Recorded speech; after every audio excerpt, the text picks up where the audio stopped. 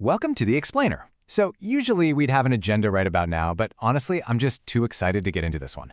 We are jumping straight into the deep end today.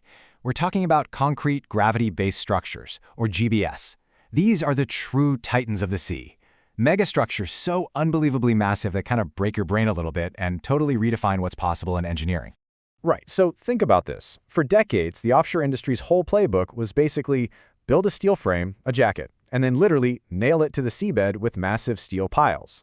And, that makes sense. You want it to survive a raging ocean storm, you pin it down. But what if you just threw that entire rulebook away?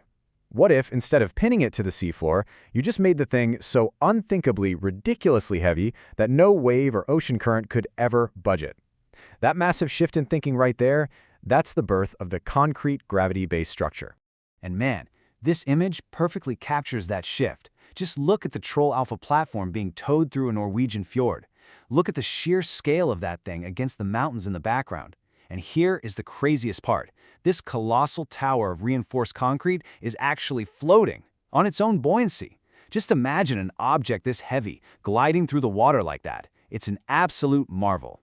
So, how on earth did they pull this off? Well, let's look at Section 1, Anatomy of a Behemoth. This classic GBS design was pioneered back in Norway during the 1970s. Engineers were up against the North Sea, which is just a brutal, unforgiving environment, and they needed something that could take massive wave hits. If you check out the cross-section at the base there, you'll see these hollow, clustered cylindrical shapes at the bottom.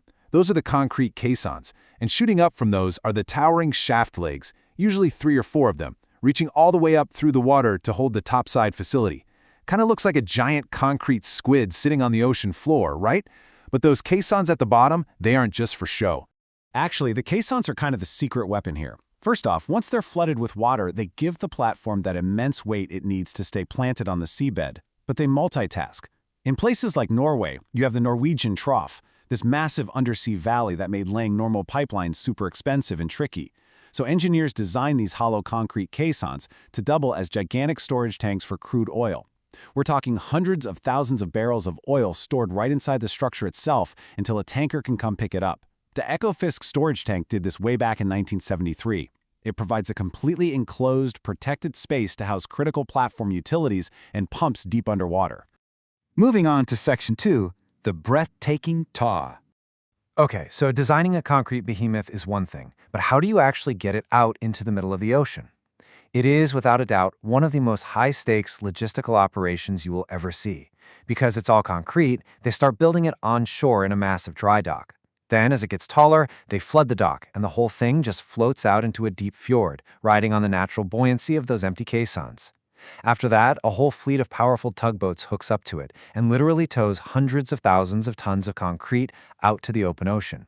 And once they hit the exact coordinates of the oil or gas field, the real nail-biting begins. They open the valves. Slowly, thousands and thousands of tons of seawater rush into those hollow caissons. The structure loses its buoyancy and starts to sink down through the water column. You guys, the precision required here is insane. They are steering an artificial mountain down onto a perfectly flat, pre-prepared gravel bed in pitch blackness hundreds of meters below the surface. One bad miscalculation, total disaster. But when they nail it, gravity takes over, and the platform is locked in for good. Which brings us to Section 3, Record Breaker, the Troll A platform. To really grasp how far they pushed this tech, you have to look at the peak achievement, 472 meters. That is the total height of Troll A from the base all the way to the top. When this went up, it was the largest gravity-based structure on Earth, and honestly, you could argue it's one of the largest movable objects human beings have ever built. Ever. Let's actually put that number into perspective, because 472 meters is tough to picture out in the open ocean. If you took Troll A and parked it right next to the Empire State Building in New York, Troll A would tower over it by almost 100 meters. The Empire State Building is only 380 meters to the tip. And keep in mind, we built this towering concrete skyscraper on land, floated it upright across the water, and sank it into the sea. Wild. The stats from its 1996 installation are just staggering. The whole structure weighed 1.27 million tons. They floated it 200 kilometers out to the Norwegian Sea, carefully ballasted it down into 303 meters of water, and designed it to just sit there, taking a beating from the freezing ocean for at least 70 years. I mean, just take a second to appreciate the pure audacity of pulling that off. All right, Section 4, concrete versus steel. So why go through all of this trouble? Why not just stick with steel jackets, which have been the proven industry workhorse forever? Well, it boils down to 3 huge advantages. First up, storage. A steel jacket is just an open frame, no built-in storage. A GBS gives you massive integrated storage for hundreds of thousands of barrels right there, so you don't even need to build expensive subsea pipelines to shore. Second is maintenance. Look, steel and saltwater do not get along. Steel needs constant protective coatings and cathodic protection so it doesn't corrode away. Concrete, it is incredibly durable and holds up beautifully in the marine environment with way less maintenance over its 70-year lifespan. And third is the foundation. Steel jackets need you to drive massive piles deep into the seabed. But what if you can't do that? And that right there is the GBS's ultimate trump card.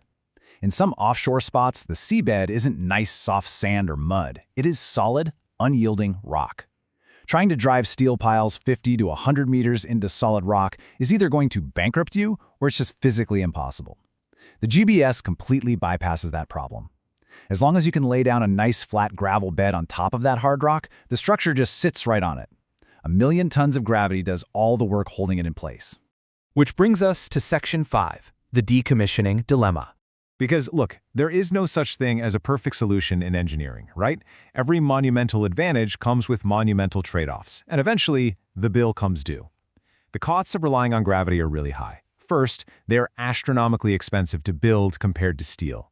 Second, you can't build them just anywhere. You absolutely need highly specific geographical conditions, like extremely deep, sheltered fjords near the construction site so you can actually float the thing while you build it upwards.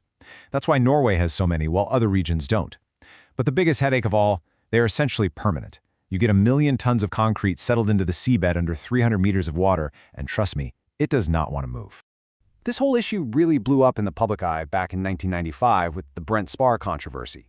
Now, to be clear, Brent Spar was a floating storage buoy, not a GBS, but it became the focal point of massive Greenpeace protests over how we dispose of these giant offshore structures. It forced the whole industry, and really the world, to take a hard look at the end-of-life cycle for these megastructures. And while the industry is actively trying to figure out how to safely and affordably decommission these giants, it is still a massive logistical puzzle. And that is exactly the thought I want to leave you with today. We've shown we have the sheer genius and the guts to build an artificial mountain of concrete, float it out to sea, and sink it to the ocean floor. But once a gravity-based structure is just sitting there on the seabed, 300 meters down, how do we ever take it away? It is a fascinating dilemma that engineers are grappling with right this second. And hey, speaking of fascinating engineering, if you want a massive structure that operates in deep water but doesn't rely on 1,000,000 tons of concrete resting on the seabed, you've got to look up. In our next explainer, we are diving into the floating world of the tension leg platform, a structure that actually wants to float away, but is tethered to the floor. It's awesome, you won't want to miss it. Keep learning, keep questioning, and I'll see you in the next explainer.